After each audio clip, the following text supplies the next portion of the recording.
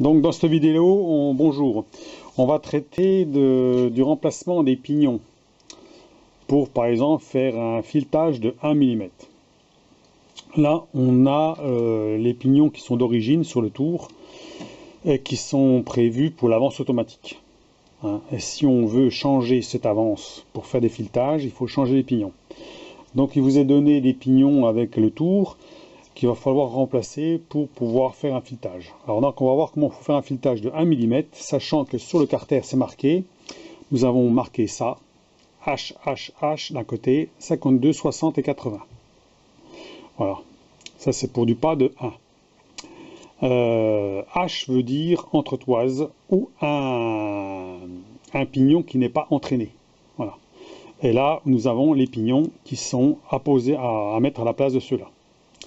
Sachant que quand il vous donne 52, un pignon de 52, on va prendre le 52 par exemple. C'est pas celui-là, c'est celui-là.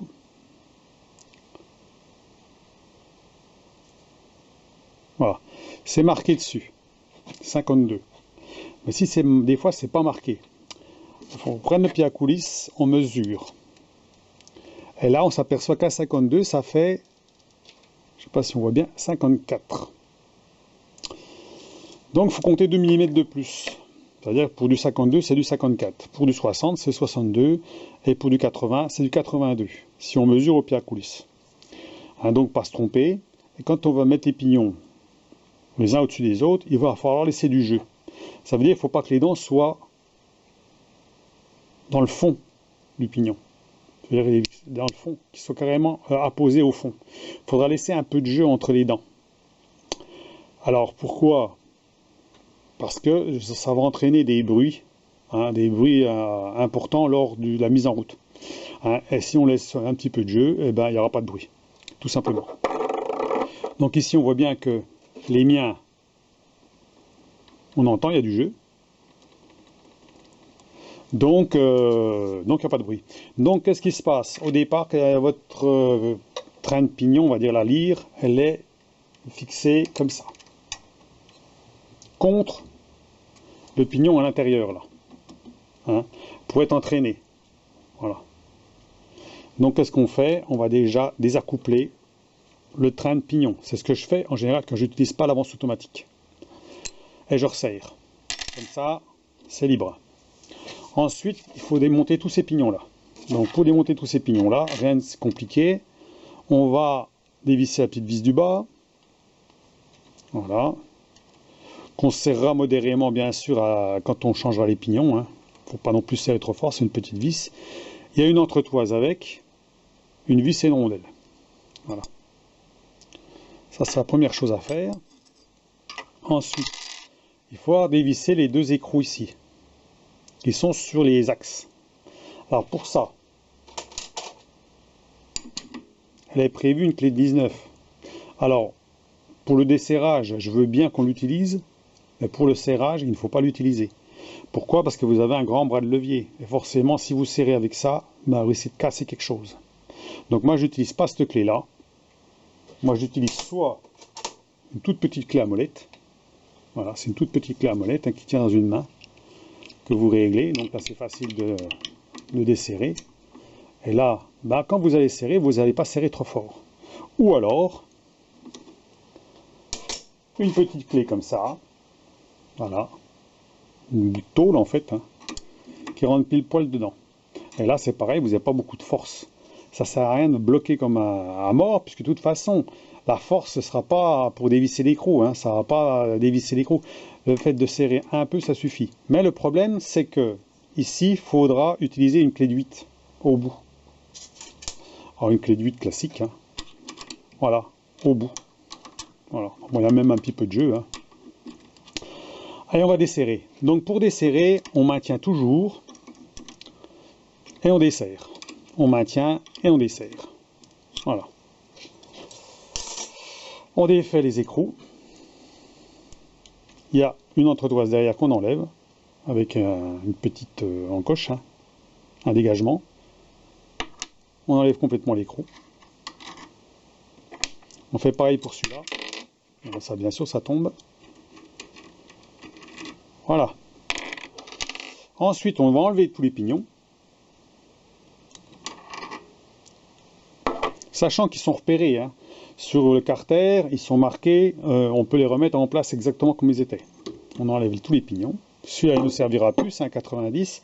Celui-là, c'est un 90, il ne nous servira pas non plus. Un petit, celui-là, il va nous servir, le petit. Et celui-là, il va nous servir aussi. C'est un 80. Donc là, c'est marqué dessus, 80. Voilà, si on arrive à voir. Alors, des fois, c'est pas toujours facile à voir. C'est marqué ici, 80. Voilà. Et là, dans cette configuration-là, donc il y a une petite clavette là, une petite clavette là, et une clavette dans celui-là aussi.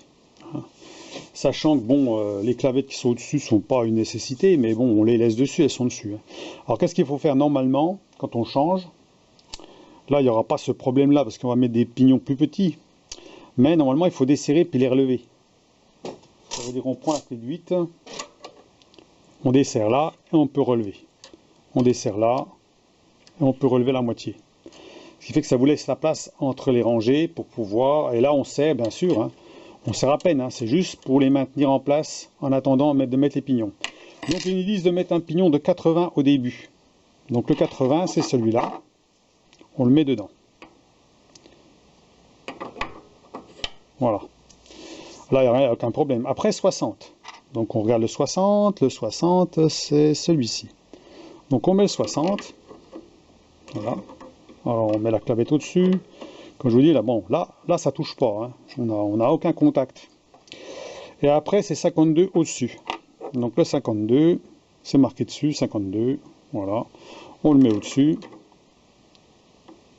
Alors, vous essayez des fois les deux côtés. Parce que des fois, il y a un côté qui est plus difficile à mettre que l'autre. Mais bon, il n'y a pas de problème. Là, les cages, elles s'en vont. Hein. Elles ne restent pas dessus. Si on peut les enlever, mais bon, elles sont bien dessus. Et voilà. Donc, nos 3 pignons sont mis. Là, on est configuré pour un pas de 1 mm. Mais il faut qu'ils se touchent. Donc, qu'est-ce qu'on fait? On desserre. On les met en contact. Ah, il se peut qu'ils ne soient pas exactement bien en face. Quand on est dans l'alignement, on voit qu'il y a un décalage. Mais ça ne pose pas aucun problème. Hein. Ça va fonctionner quand même. On voit bien que ça entraîne. Il n'y a pas de souci. Mais qu'est-ce qu'il faut? C'est laisser toujours un petit peu de jeu. Donc, si on ne sait pas régler le jeu à l'œil, on peut mettre du papier entre, appuyer, que ça maintienne une certaine épaisseur. Alors, si c'est du papier épais, ça suffira, une couche. Si c'est du papier fin, il faudra faire 2 couches. Moi, je le fais à l'œil. Donc, je desserre un peu. On entend le bruit, c'est bon. Il y a un peu de jeu, il ne faut pas en laisser de trop. Et là, on resserre un peu. Voilà, et là, c'est entraîné. On fait pareil pour celui dessus. On le met en contact. Voilà, on est en contact. On lève un tout petit peu et on serre. Un petit peu plus. Voilà. Il y a du jeu. De toute façon, quand vous les allez mettre en route, ça ferait du bruit, ça fait beaucoup de bruit, c'est que c'est... Il n'y a pas assez de... Puis là, on resserre. Mais modérément, hein. C'est des petits axes, si on serre fort, on peut les casser. Donc là, on voit bien qu'on est entraîné maintenant sur un pas de 1 mm. Ensuite, ils nous disent de mettre les entretoises. Donc la partie HHH, ici, HHH. Donc on met celle du bas. C'est une petite entretoise. Alors, clavette au-dessus, c'est plus facile. Et on serre la petite vis. Voilà.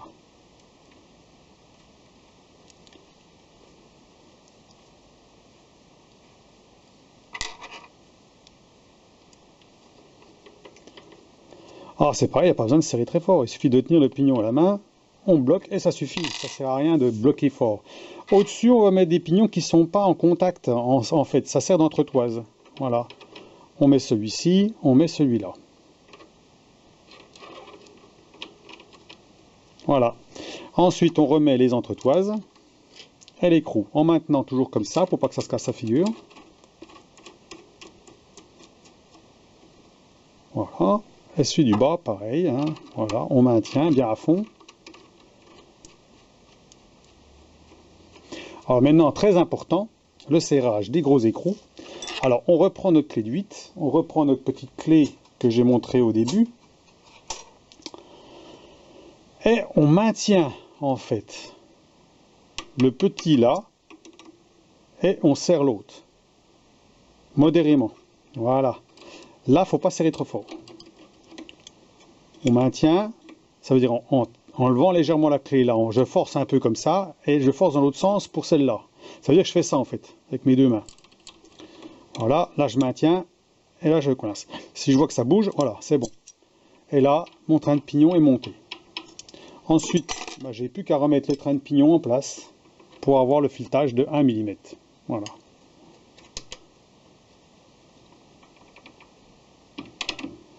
Alors, il faut savoir que la lyre, elle peut se bouger. Ça veut dire qu'on peut la mettre plus ou moins en arrière. Voilà, là on est en place. Et c'est bon. Et on serre, modérément. Et là, on est en pas de 1. Voilà. Et vous faites comme ça pour tous les filetages. Bon là, je vais couper, je remets en route parce que la vidéo va se couper. Hein, et je réexpliquerai. Voilà, c'est reparti. Donc, les pignons du moment qui sont entraînés, puis qu'il y a du jeu dedans, c'est le principal. Pas trop non plus, hein, faut pas que ce soit vraiment au ras du bord des dents. Hein.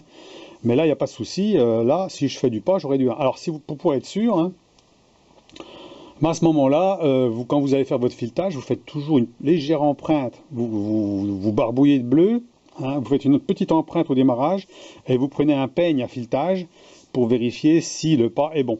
Voilà. Comme j'ai déjà montré dans les vidéos. Donc c'est la première chose pour être sûr. Si c'est pas bon, c'est que vous êtes trompé dans un des pignons. Voilà.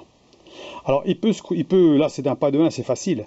Par contre certains sont chevauchés. Ça veut dire que vous avez un pignon là, un pignon ici, un pignon derrière, un pignon devant, un pignon derrière. Donc quand vous allez les mettre, il faut les mettre dans le bon sens.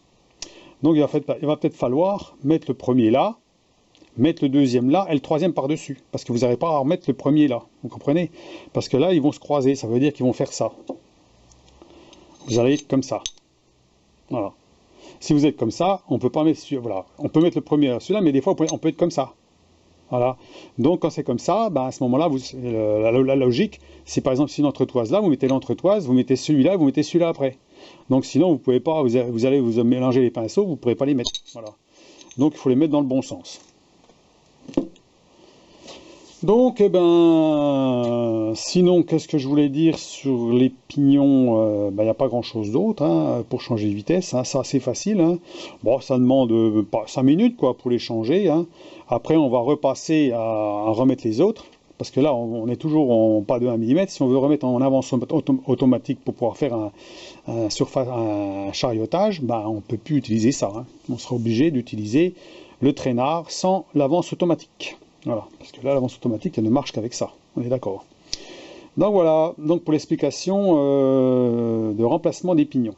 Donc, bien faire attention au serrage. J'ai expliqué, petite clé 19, petite clé de 8, on maintient et on serre. On maintient et on serre. Et on serre modérément.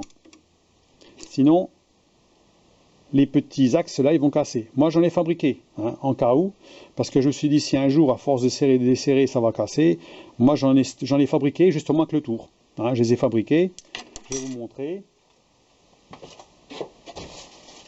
Alors, je les retrouve. On va le faire là-dedans.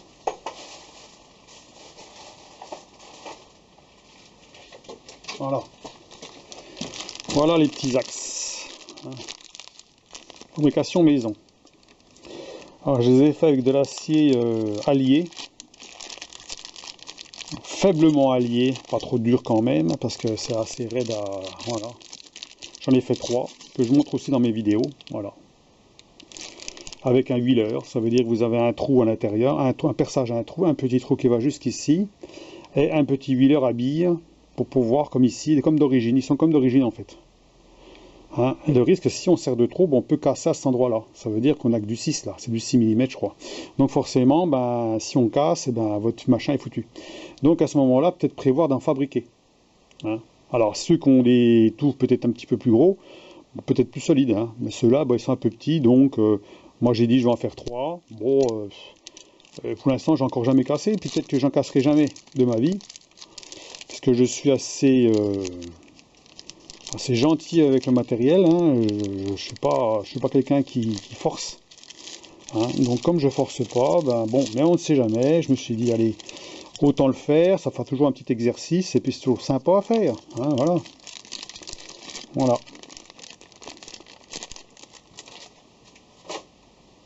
Alors, que peut-on dire d'autre sur ce sujet, hein, bah, pas grand-chose, hein. Alors vous avez vu donc que j'avais démonté bon, un petit peu la tôle qui était là, hein. On voit bien la tôle qui est ici pour faire le réglage de la dernière vidéo. J'avais démonté cette tôle là en fait. Le tendeur n'est pas forcé d'être enlevé en fait. Parce que moi au début, quand j'ai voulu démonter la tôle, sur la dernière vidéo pour régler ma poupée fixe, il y a une vis qui est ici, puis une vis qui est en dessous. Et moi je pensais que le tendeur là, ça tenait dans le bloc en métal là. En fait non, c'est cette petite vis là qui gêne. Voilà. Et cette petite vis là, elle s'enlève de l'autre côté, hein, derrière, de l'autre côté. Voilà. Parce que sinon, ben, vous ne pouvez pas l'enlever. Et puis les petites vis qui sont tout autour, en fait, que je montre aussi dans la vidéo. Et c'est tout. Alors, si vous avez fait le chariotage, on va dire, comme j'ai fait, ça veut dire avoir un tube. Alors, mis un tube au bout de 30 mm et puis que ben, votre réglage est bon, ou à peu près bon, on va dire à 1 centième ou 2 centièmes près, hein. Donc c'est pas la peine de toucher, hein. On est d'accord. Donc sinon, alors pour le, oui, on va revenir au tableau là. Les tableaux ils se trouvent ici, hein. Voilà. Là le carter que j'ai pas mis. Donc pas métrique et puis le pas impérial. Donc pas métrique, moi il va de 0,4 à 3,5 et le pas impérial il va de 8 à 44. Voilà. Et donc pour le pas de 1, ben, j'ai pris ici, voilà la dernière colonne là, qui va de là à là. Voilà. La petite colonne qui est là.